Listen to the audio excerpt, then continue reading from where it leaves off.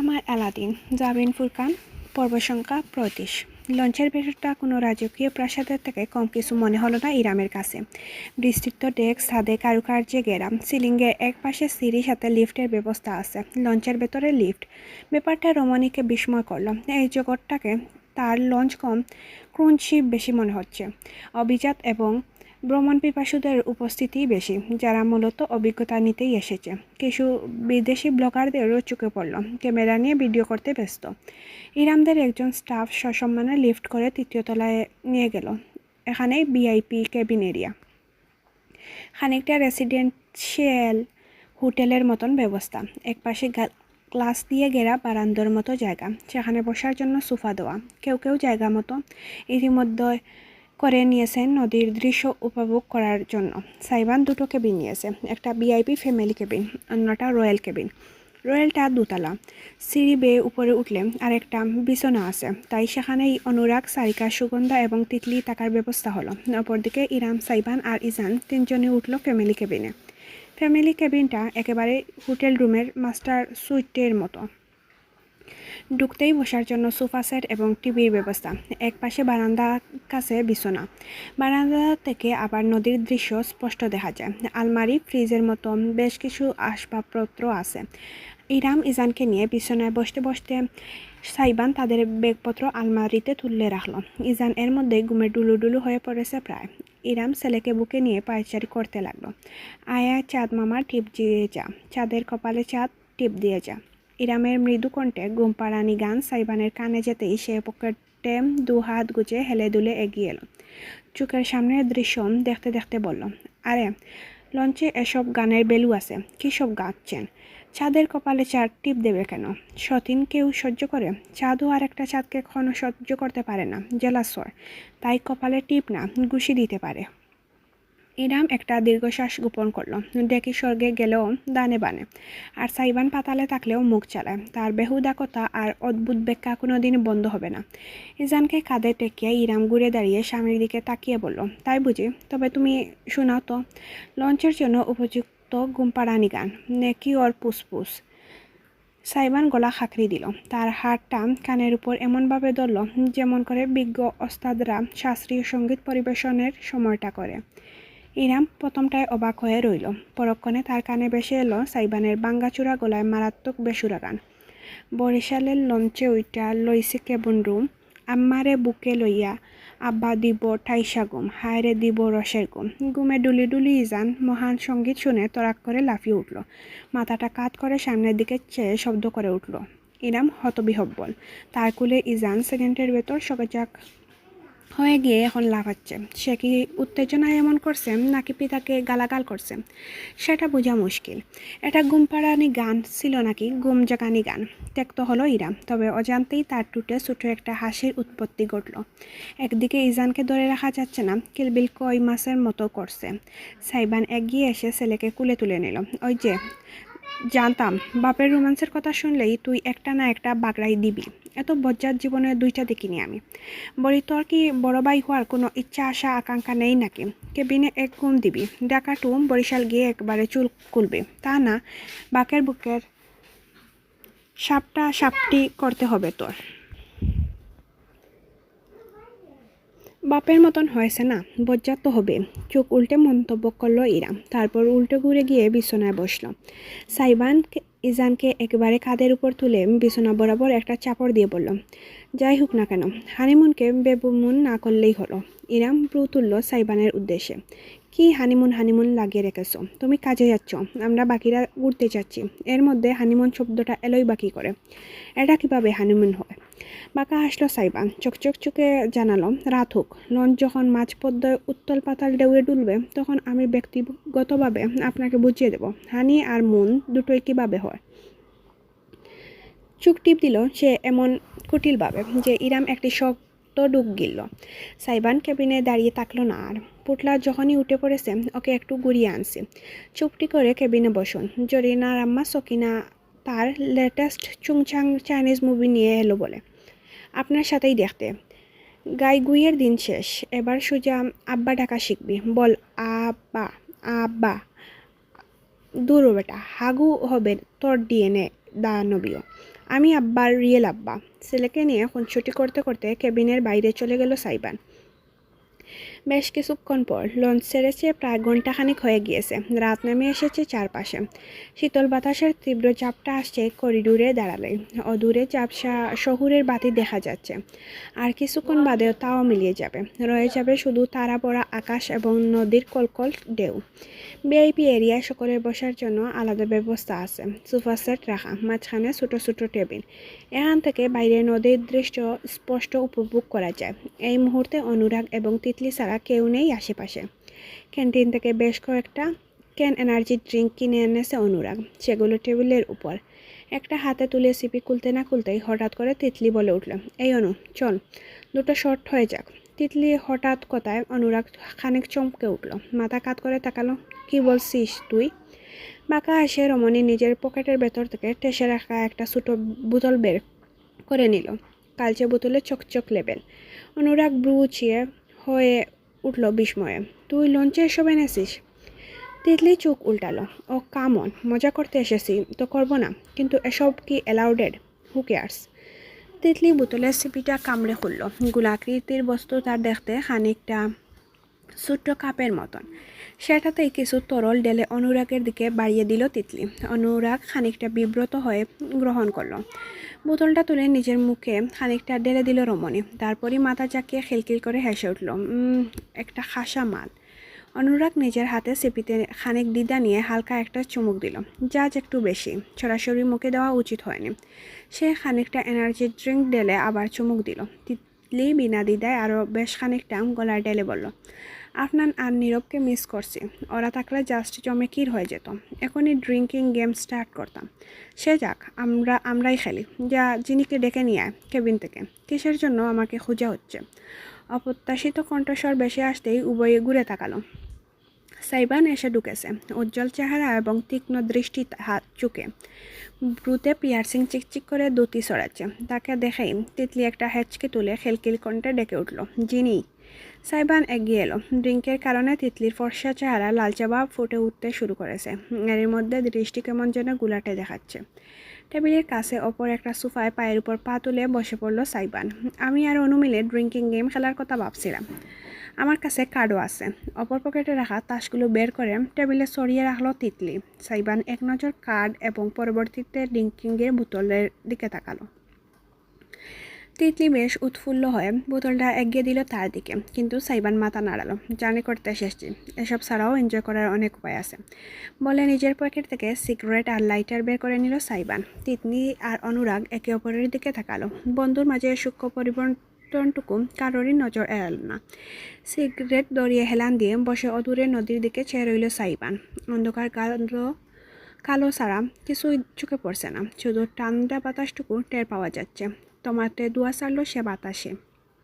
তারপর হঠাৎ ঠান্ডা গলায় বলে উঠল, সত্যি করে বলতো তিতলি, তোর কি আমার ওয়াইফের সাথে বাইরে কোথাও দেখা হয়েছিল? প্রতুল্য তিতলি। এমন প্রশ্ন আশা করেনি সে। অনুরাগ দুজনের মাঝে হস্তক্ষেপ করল না। নিজের এনার্জি ড্রিঙ্কের ক্যানে চুমুক দিয়ে সতর্ক দৃষ্টিতে দেখতে লাগলো শুধু। তিতলি খানিক হেসে পরিস্থিতি সামাল দিতে হাত বাড়িয়ে দিল। সাইবান টুটে গুজে রাখা সিগারেট নিজের হাতে নিল। হঠাৎ এমন প্রশ্ন কেন করছিস? দেখা হলেও বড় আপুকে সালাম কালাম করি। আমি ঠিকই দেই, হা। যেন বেশ এক মজার বিষয় বলছে এমন ভঙ্গি নিয়ে। সাইবান আধ খাওয়া সিগারেটটা নিজের চুটে শোয়াতেই গেল তিতলি। ঠিক ওই মুহূর্তে খপ করে তার কবজি চেপে ধরল সাইবান। কোনো নিয়ন্ত্রণ নেই, শক্তি প্রয়োগ করেই ধরেছে। খানিক হিসিয়ে উঠল তিতলি। আহ জিনি লাগছে, বড় আপু না, তোর জন্য হবে বাবি। তিতলির কাছ থেকে নিজের সিগারেটটা ছিনিয়ে নিয়ে সাইবান নিজেও খেলো না। সামনে রাখা স্ট্রেটে ঘষে নিভিয়ে ফেললো। বুক পকেট থেকে আরেকটা সিগারেট বের করে নতুন করে টুটে পড়লো। এমন কাণ্ডে ব্রু কুচকে ফেললো তিতলি। জাজ নিয়ে বলল, হোয়াট দ্য হেল, এমন করছিস কেন জিনি? আমার সিগারেটে হাত দিবি না। কেন? আগে তো কখনো এমন করিসনি। আগে বিবাহিত ছিলাম না, এখন বিবাহিত। টেবিলে না পারতে একটা চাপড় দিয়ে নিজের রাগ প্রকাশ করলো তিতি। ফুসছে সে রীতিমতো।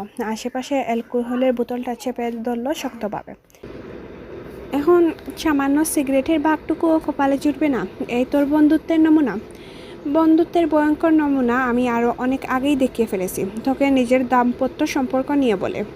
তুইও বন্ধুত্বের নমুনা দেখিয়ে ফেলেছিস। আমার ওয়াইফকে পাল্টা সেসব কথা বলে। অতীব শান্ত সাইবান, তার কণ্ঠস্বর গরু গম্ভীর। তিতলি ফুস করে উঠল। আরে হ্যাঁ, আমি কি করলাম? আমি তো সাহায্যই করতে চেয়েছিলাম ইরান আপু, ভাবি। শুধরে দিল সাইবান তৎক্ষণাৎ। দাঁতে দাঁত পিষে তিতলি উচ্চারণ করল, ভাবি। কাকতালীয়ভাবে সুপার শপে দেখা হয়ে গিয়েছিল। আমি তো শুধু চিন্তা থেকেই উনাকে বলছিলাম তোকে বুঝতে শিখতে, সবাইকে একরকম না ভাবতে। এটা ওনার তোকে গিয়ে অভিযোগ জানাতে হয়। আনবিলিভেবল। অনুরাগের দিকে তাকালো রমণী সাহায্যর আশা। এই যে অনু, তুই কিছু বল কিছু বলেছি আমি? বন্ধু হয়ে এইটুকু করাও পাপ নাকি? বন্ধু। হুট করে বাঁকা হাসলো সাইবান। মৃদু শব্দ হলো। একই সাথে শিহরণ জাগানিয়েও আবার মনোমুগ্ধকর। সোফায় সোজা হয়ে বসলো সাইবান। হাঁটুতে কোনোই ঠেকিয়ে সিগারেটের 2 আঙ্গুলের মাঝে ধরে সরাসরি তাকালো তিতলির দিকে। তুই সত্যিই আমার বন্ধু তো তিতলি? তিতলির দৃশ্যমানভাবে কেঁপে উঠল খানিক। অনুরাগ এবার হস্তক্ষেপ না করে পারল না।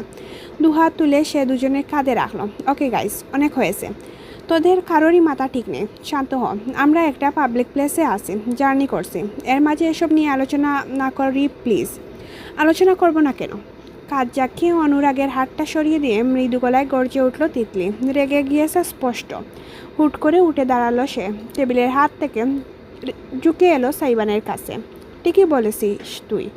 আমি তোর বন্ধু না, বন্ধুর চাইতেও বেশি কিছু। যদি পরিস্থিতির মাঝখানে বাদ না সারত তাহলে আজ তুই আমার থাকতি। ওই কথাটা কি তুই অস্বীকার করতে পারিস? Was not I your situationship dear? জমে গেল সাইবান। ক্ষণিক্ষণের জন্য তার চোখ অচেনা জিলিক খেয়ে গেল। টুটের সিগারেটটা অলসভাবে ঝুলে রইল। এমন সমর্থন দেখে তৃপ্ত হলো তিতলি। অনুরাগ তার কবজি পাকড়াও করে থামাতে চাইলেও নিজেকে ছাড়িয়ে নিল সে।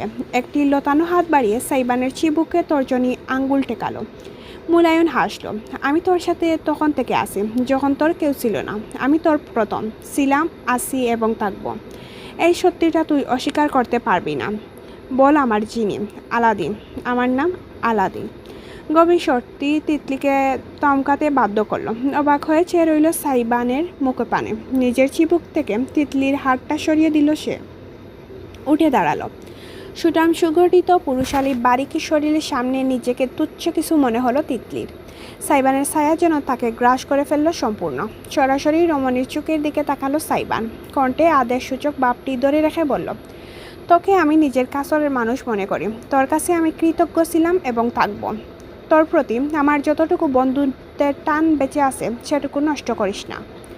একটু থেমে সে যোগ করল, পরিস্থিতির মাঝখানে বাদ না সাজলেও আমি কোনোদিন তোর হতাম না তিতলি। তুই আমার বন্ধু হতে পেরেছিস ঠিকই, কিন্তু আত্মার সঙ্গী হতে পারিসনি। যদি তোকে আমার অন্যভাবে পাওয়ার বাসনা থেকেই থাকতো, আমি তোকে কমিটমেন্ট ইস্যুতে জড়াতাম না। অথচ প্রথম থেকেই বরং তোকে আমি বলে এসেছি, ভালোবাসা আমার দ্বারা হবে না। তুই শুধু আমার শরীরই হোলাসটাই চেয়েছিলি, মনটাকে চাসনি। তাহলে ঠিকই বুঝে যেতিস এই মন কী চায়, এই হৃৎপিণ্ড কার নামে স্পন্দিত হয়। নিষ্পলক চেয়ে রইল তিতলি। চেহারায় ফুটল অত্যাচার্য এবং বিষণ্ণায়ত। অনুরাগ অবধি প্রসারিত নয়নে চেয়ে আছে। সাইবান সরে দাঁড়ালো। সিগারেটে একটা লম্বা টান দিয়ে টমাটের দুয়া ছেড়ে জানালো, বারবার শুরু থেকে পাশে থাকার যে দুহাই দিচ্ছিস সেই দুহাইয়ের সম্মান রেখেই বলছি। এই শেষবারের মতন আমি তোকে টলারেট করে নিলাম। আর একবার তোর মুখ যদি আমার স্ত্রী সম্পর্কে কোনো মন্তব্য শুনি, সে ভালো হোক কি খারাপ, আমি বাস বিচার করব না কোনো কালেই কোনো হনু তুই। শুধু মেয়ে মানুষ বলেই যে আমি তোকে তার পাওনা উত্তম মাধ্যমে বাঘ থেকে বঞ্চিত করি না, সেটা তুই ভালো করেই জানিস। ফিমেল ভিকটিম কার্ড সুশীলরা সুখে, আমি সুশীল না। উল্টো ঘুরে গেল সাইবান। তার পিছনে ফিরে তাকালো না, বেরিয়ে গেল বাইরে। তিতলি টায় দাঁড়িয়ে রইল নিজের জায়গায়, যেন বজ্রহ হয়েছে। অনুরাগ কপালে হাত চেপে দীর্ঘশ্বাস ফেলল। অশ্রুত স্বরে বলল, এবার শান্তি হয়েছে তোর? অথচ তিতলি যেন তার কথাটা শুনতেই পেল না। কেউ খেয়ালই করলো না বাইরে এক কোনায় এতক্ষণ যাবৎ দাঁড়িয়ে কথাগুলো শুনছে এক রমণী। করিডোরের রেলিং ধরে দাঁড়িয়ে আছে সাইবান। মাঝ নদী তাকা এখন হাড় হিম করা শীতল বাতাস গায়ে লাগছে দারুণভাবে। সমস্ত লঞ্চ অন্তত আলতো তালে দুলছে ঢেউয়ের সঙ্গে। এই দিকটায় ছাদের কাছাকাছি হওয়ায় বেশি মানুষ নেই, অধিকাংশ নিজেদের কেবিনে, না হলে ক্যাফে আর ক্যান্টিনের দিকে আড্ডা দিচ্ছে। দূর থেকে একদল বন্ধুদের বাঁচানোর গিটার আর গানের সুর বেশি আসছে মৃদুভাবে। সাইবান নীরবে দাঁড়িয়ে দূরে তাকিয়ে আছে, যেখানে এখনও শুধুই কালো আর আলো নেই। এই মহতী নদীর মাঝে একাকী এই লঞ্চের ভেতর ছোট্ট শহর। কি অসহায় মানবজাতি! একটা জ্বর উঠলেই কি আর কিছু বাকি থাকবে? ভাবতে ভাবতে বাতাসে টমাটে ধোঁয়া উড়িয়ে দিল সাইবান। এটা তার চতুর্থ সিগারেট। নিজের শরীরের অবশেষ ক্ষতির মাঝেও যে কি শান্তি! সিগারেটটাই যেন তার প্রমাণ, তার মতো কত অদ্ভুত মানুষই না আছে দুনিয়ায়। হুট করে সাইবানের হাতে একটা চাপড় পড়ল, বরকে গেল সে। হাতের সিগারেটটা ছিটকে নিচের নদীতে পানিতে পড়ে গেল। সাইবান হতভম্ব হয়ে পাশে তাকাতেই আবিষ্কার করলো ইরামকে। আম খাও, জাম খাও, ভাত খাও, বিরিয়ানি খাও, সিগারেট কেন খেতে হবে? নরম গলায় বলল ইরাম।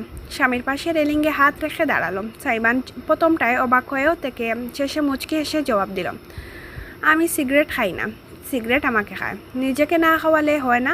ছেড়ে দিতে বলেছেন? যদি বলি হয়ে ছেড়ে দিবে? আপনি বলে শুধু সিগারেট কেন, পৃথিবীটাও ছেড়ে দিতে রাজি আছে। ইরাম এবার চোখ উল্টালো। তুমি আমার সঙ্গে ফ্লার্ট করছো তাই না আলাদিন? সাইবান রেলিংয়ে পিঠ টেকিয়ে হেলান দিয়ে বুকে বাহু বেঁধে বলল, ওমা কি শিক্ষিত আপনি! ফ্লার্টিং কি বুঝেন? ভালো ভালো, এখন আর অবুদের সাথে তর্ক করতে হবে না। আমি শুধু বুঝি না, খুব ভালো করেই জানি ফ্লার্ট তুমি আরও কতজনের সাথে করছো। এমনিতে তো আর সিচুয়েশনশিপ আর বেঞ্চিংয়ের লিস্ট বাড়েনি। আপনি এটাও জানেন আমি সবার সাথে ফ্লার্ট করি। বাহ, যাক, স্বীকার করলে তাহলে। অবশ্যই, স্বীকার না করার কি আছে? আপনি আমার সাথে ফ্লার্ট করলে আমিও ফ্লার্ট ব্যাক করব। পার্থক্য শুধু একটাই, দিন শেষে আপনি প্রেমে পড়ে যাবেন, কিন্তু আমি পড়ব না। ইরাম শান্ত চেয়ে দেখে গেল সাইবানকে। ছেলেটা দুষ্টুমির হাসি হাসছে। নদীর উপর দিয়ে আসা শীতল বাতাসের ঝাপটায় চুলগুলো এলোমেলো হয়ে উড়ছে তার। হঠাৎ একটি হাত বাড়িয়ে দিল ইরাম। সাইবানের বুকে বেঁধে রাখা বাহুর উপর রাখলো, নরম কণ্ঠে শুধালো, আর কতকাল নিজেকে এমন মিথ্যা খুলে সে ডেকে রাখবে বলে পণ করেছ? সাইবানের টুটের হাসি মিইয়ে এলো। ইরামের দিকে সে খানিকটা বিস্ময় এবং কৌতূহল নিয়ে তাকালো। অর্ধাঙ্গিনী তার ছোট্ট একটি নিঃশ্বাস ফেলল, অতঃপর তার কাঁধ ঘেঁষে দাঁড়ালো। নদীর দিকে দৃষ্টি ফেলে বলল, আমাকে একটা প্রশ্নের উত্তর দেবে আলাদিন। কী প্রশ্ন? তোমাদের জেনারেশনের প্রেমের এত নাম প্রকার কেন? ব্রু কুচকে ফেলল সাইবান। বুঝতে পারছে না স্ত্রীকে। ইরাম শান্ত গলায় বলল, situationship, benching, bread crumbing, pocketing, ghosting, orbiting, cushioning, এত অনুভূতির ধরন দিয়ে কি বোঝায় আসলে? এবার সত্যি সাইবান ভীষণ কম অবাক হলো। ইরাম এত কিছু জানলে কবে? সে তো কয়েকটা ছাড়া অন্যগুলো কখনো ব্যবহারও করেনি। তবে কি নিজেই জেনেছে? কখনো ভেবে দেখেছ এটা আসলে বৈধভাবে চিটিং করা নয় তো? ইরামের কথা সাইবান চমকে উঠল, বড় বড় চোখ মেলে তাকালো। চিটিং? হ্যাঁ, এই যেমন ধরো সিচুয়েশনশিপের কথাই ধরি। তোমার প্রেমিক প্রেমিকার মতন সম্পর্কে থাকবে ঠিকই, কিন্তু মুখে স্বীকার করবে না, কারোর কাছে পরিচয় দেবে না, কমিটমেন্ট ছাড়া সম্পর্ক। সেক্ষেত্রে একজন যদি অপরজনকে ছেড়েও দেয়, অন্য কারোর আকর্ষণ পড়ে যায়, তাহলে প্রতিবাদ করা যাবে না, কারণ সিচুয়েশনশিপ মানেই এমন। এটা মানেই এমন নাকি সহজ ভাষায় এক পার্টনারকে সময় পেরিয়ে আর ভালো না লাগলে যেন অন্য কাউকে ধরতে পারি বলে সার্ফ একটা ট্রাম সৃষ্টি করে দেওয়া হয়েছে, যেন চিটিং জিনিসটাকে চিটিং না বলা হয়। সাইবানের চুড়া 1 ইঞ্চি ফাঁক হলো, অথচ সে ইরামকে কোনো জবাবই দিতে পারল না। এই যুক্তির বিপরীতে কি যুক্তি দিবে ভেবে পাচ্ছে না সে। ইরাম একদম শান্ত গলায় কথাগুলো বলে যাচ্ছে। বিয়ের আগে তুমি আমাকে বলেছিলে তোমার নাকি একটা সিচুয়েশনশিপ আর একটা বেঞ্চিং ছিল। আচ্ছা, যাকে বেঞ্চিং করেছো তার মনের কথা ভেবেছো? তুমি আসলে চাইছো অন্য কাউকে, কিন্তু একজন তৃতীয় ব্যক্তির সাথে কথা বলে গল্প করে আশা দিয়ে রেখেছো সেও তোমার জীবনের অর্থ রাখে। সে তোমার কাছে সেকেন্ড অপশন। যদি এটা না হয় তাহলে ওটা টাইপ। সে আদাতে তোমার পছন্দেই ছিল না কোনো কাল। আলাদিন, যে মেয়েটাকে তুমি বেঞ্চিং করেছো তার মনের অবস্থা কখনো ভেবে দেখছো? সাইবান টুটে চেপে ফেলল, শব্দ হাতড়ে পেল না। দৃষ্টি লুকিয়ে পায়ের দিকে চেয়ে রইল। ইরাম একটু সময় বিরতি নিয়ে বলল, আমার কি মনে হয় জানো, এই সব কিছু আসলে মানুষের মনের ফ্যান্টাসি পূরণের জন্য সৃষ্টি করা মূর্খ কিছু শব্দ মাত্র, নিজের প্রতারণাকে জাস্টিফাইড করার আধুনিক হাতিয়ার। এই সব শব্দের চক্করে পড়ে কত মানুষের জীবন ধ্বংস হয়ে যাচ্ছে। ভালোবাসা শব্দটার উপর থেকেই মানুষের বিশ্বাস হারিয়ে ফেলছে। তাই আমি তিতলিকে পুরোপুরি দোষ দিতে পারি না। দোষ তোমারও ছিল আলাদিন। বুকের ভেতর আটকে রাখা নিঃশ্বাসটা অবশেষে ফেলল সাইবান। ইরামের কথার অর্থবোধক হয়েছে শেষমেশ। সে বেশ লম্বা সময় জুড়ে কেউ কথা বলল না। ইরাম শান্তভাবে দাঁড়িয়ে দেখে গেল নদী আর সাইবান। বরফ হয়ে উঠা মস্তিষ্কের ভেবে গেল তার কথাগুলো। অবশেষে প্রায় মিনিট 10 পর মুখ খুলল সাইবান। সরি, আমি কখনো এভাবে ভেবে দেখিনি। ইরাম এক নজর তার দিকে তাকালো। এতক্ষণে আবার নদীর দিকে দৃষ্টি ফিরিয়ে বলল, না ভাবলে এখন ভাবো। তুমি জেনারেশন জেডের ছেলে, আধুনিক হবে, ট্রেন্ড ফলো করবে, স্বাভাবিক। কিন্তু এই ট্রেন্ড ফলো করতে গিয়ে যেন নিজের এবং অপরের ক্ষতি না করে বসো, সেটা খেয়াল দেখো। দুঃখকে যতই হাসি দিয়ে ডেকে রাখার চেষ্টা করো না কেন, দুঃখ প্রমোশিত হবে মাত্রই, চিরতরে মুছবে না। আপনার কি মনে হয় আমি হাসির মাঝে দুঃখ লুকাই? হতেও তো পারে। ইংরেজিতে একটা কথা আছে, the brightest smile hurts the deepest scar. সাইবানের হৃদস্পন্দন নিক্ষণের জন্য সত্যিই থেমে গেল। নিরামের পাশে দাঁড়িয়ে তার মনে হলো যেন এই রমণী তার শরীর ভেদ করে সরাসরি অন্তর পড়ে ফেলেছে। কিন্তু ইরাম তো জানার কথা নয়, আন্দাজ করারও কথা নয়। কেউ কি কিছু দিয়েছে কোনোভাবে? সারিকা, অনুরাগ কিংবা তিতলি নিজে ভেবে কুল পেল না সে। একদম সহজাত বৈশিষ্ট্যর কারণেই এবারও ইরামের কাছে ধরা দিল না সাইবান। টুটে সেই দুষ্টমির হাসিটা ফুটিয়ে জাগতিক সকল জটিলতাকে ডেকে ফেলল একটা কলসের আড়ালে। আপনি হঠাৎ করে দার্শনিক হয়ে গেলেন আজ। লঞ্চ ট্যাক্সি সবার মাথা কেটে রেখে দিচ্ছে। আমার মাথা ঠিকই আছে। ইজান ঘুমিয়েছে সুগন্ধা পাশে বসে মনের সুখে নিজের পছন্দের চাইনিজ মুভি দেখছে, তাই শান্তিতে আছে। নদী দেখে দার্শনিক হতে মন চাইল, হয়ে গেলাম। সাইবান হুট করে রমনের পিছনে দাঁড়ালো। তার বড়সড় শরীর রমনের পাতলা শরীর শুয়ে গেল। শক্তিশালী দুই বাহু পিছন থেকে ইরামের কোমর জড়িয়ে ধরল। নিজের মাথাটা সাইবান স্ত্রীর কাঁধে রাখলো। লঞ্চ পানিতে বিশাল ঢেউ তুলে এগিয়ে যাচ্ছে। মৃদু আলোয় খেলা করছে টলটল পানিতে। কচুরি পানা বেশে উঠছে, ঢেউয়ে ঢেউয়ে দোল খাচ্ছে। সেদিকে তাকিয়ে সাইবান কোমল গলায় ব্যক্ত করলো, আমি অনেক রাগচটা, জানেন তো। যাদের আপন ভাবি তাদের সাথেই কিছু হলে সইতে পারি না। মাঝে মাঝে মনে হয় আমার ভেতরে বোধ হয় কোনো অশরীরই বাস করে। চরম বিপদের সময় হুট করেই বেরিয়ে আসে। চাইলেও তখন নিজেকে রুখতে পারি না। আমার কথা নয়, আফনানদের কথা। আমাকে নাকি তখন দেখতে ভূতের মতো লাগে। এভাবেই জড়িয়ে রাখায় ইরাম খানিকটা বিব্রত বোধ হলো বটে, তবে স্বামীকে সরিয়ে দিল না। মাথাটা পিছনে হেলিয়ে সাইবানের বুকে টেকিয়ে চুপটি করে শুনে গেল।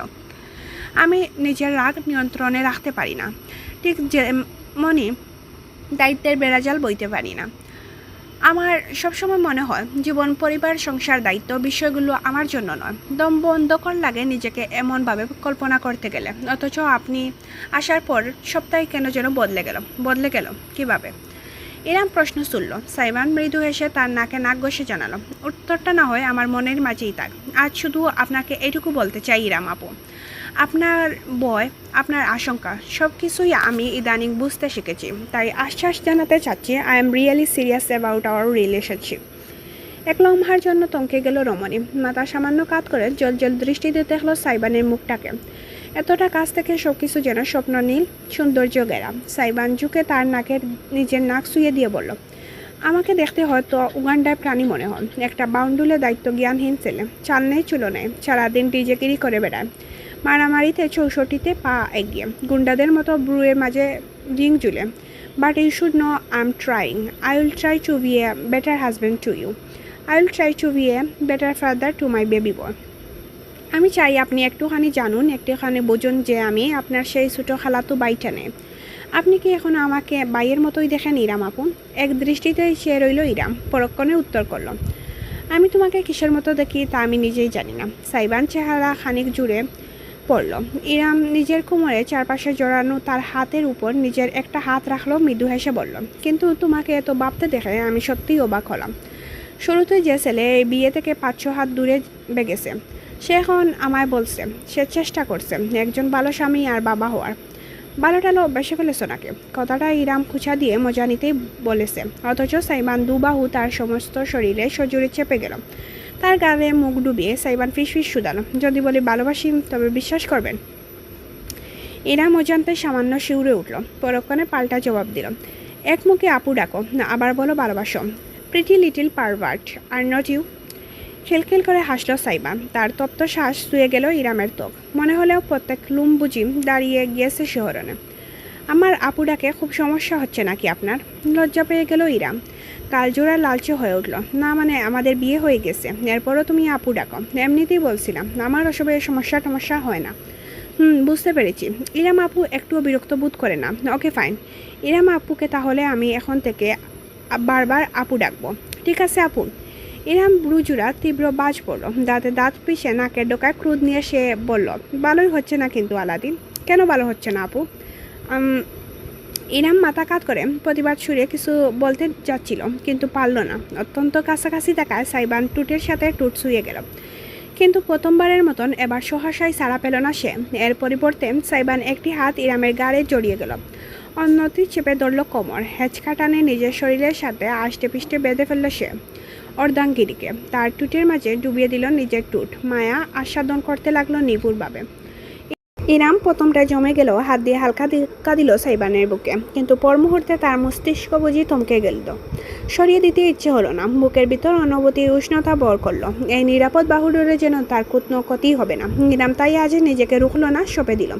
চোখজোড়া বুঝে এলো তার আবেশে। হাতের আঙ্গুল খামচে ধরল সাইবানের জ্যাকেটে। ধীরে ধীরে সাড়া দিল অনুভূতির ডাকে। শীতল বাতাস চাপটা দিয়ে গেল গায়ে, অথচ দুটি সত্তা তা অনুভবই করল না। লুটিয়ে পড়েছে তারা একে অপরের আজ আপন সত্তায়। সাইবানের আদরের স্রোয়া ক্রমশ গভীর থেকে গভীরতর করে তুলল।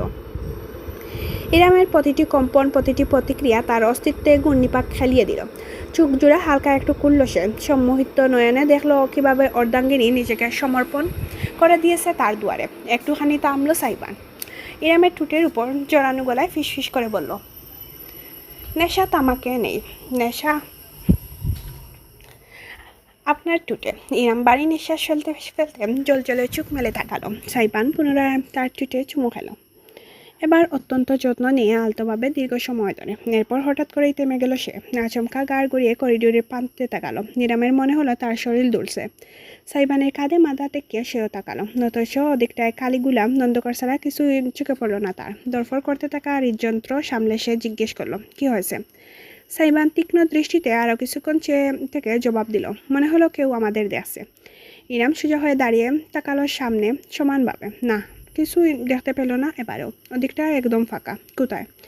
পিছনে সাইবান মুহূর্তে কয়েক দাঁড়িয়ে থেকে শেষমেশ নিজের চেহারা দাঁড় লুকিয়ে নমনীয় করে বলল, আমার মনের বুলবুদ হয়। এগিয়ে এসে নিজের গায়ের জ্যাকেটটা খুলে ইরামের কাঁধে জড়িয়ে দিল সে। ঠান্ডা বাড়ছে, কেবিনে চলুন। ইরাম অবাক হয়ে সাইবানের দিকে তাকালো। একটা হাফ হাতা টি শার্ট পরনে ছেলেটা, একই তেমন ঠান্ডা লাগবে না। জলজলে টুটে জিভ বুলিয়ে তির্যক হাসলো সাইবান। হাত বাড়িয়ে ইরামের খাতে জড়ানো ওড়নাটা হাতড়ে নিয়ে জ্যাকেটটা ভালো মতন পরিয়ে দিল। সেই ওড়নাটা নিজের গায়ে চাদরের মতো করে জড়ালো সে। এবার আর ঠান্ডা লাগছে না, চলুন।